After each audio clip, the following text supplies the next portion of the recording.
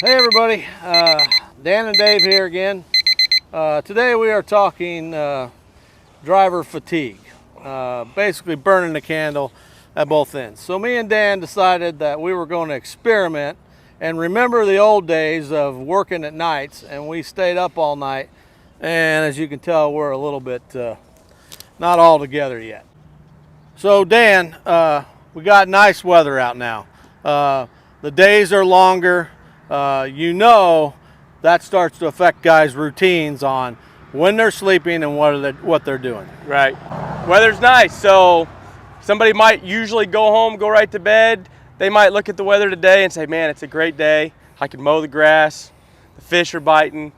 There's lots of things I'd like to do, and it might mess up their routine. And so we're standing here in front of the Circle of Honor fairing here. It's kind of got all of our guys on here that are current Circle of Honor members, dating all the way back to 2006. And Dave, you're coming into the Circle of Honor this year. What are some of the things that you would do to make sure that you kept your routine and didn't get too sleepy while you're driving? Yeah, whenever I worked nights, whenever I would get done with my shift, I always wanted to go back, and I always slept at the same time. Whether it be right whenever I got off, that's how I kind of usually did it. I'd go home, I wanted to sleep because I wanted to get that 6 to 8 hours of that continuous sleep. You break that sleep up, Yep. and you can't add hours. You can't sleep 1 hour and add it to 3 hours later. It has to be that continuous. That way it keeps your body and everything reacts better to the 6 to 8 hours.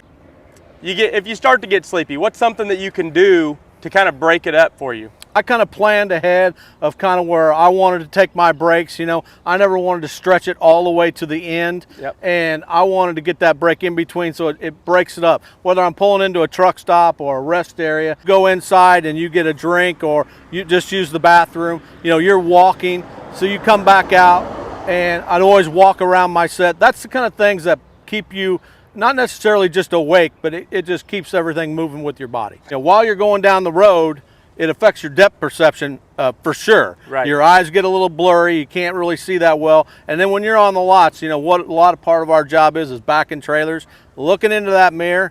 And when you can't see what's out of that mirror as well as you are when you're rested, it makes a huge difference. It makes a huge difference. Your reaction time is obviously going to be different. Your vision can get foggy. Our lots are where all of us are working together, So it's important to always be aware, be prepared for the day, be wide awake. That way we avoid any accidents or injuries. Yeah, so all right everybody, so that's driver fatigue.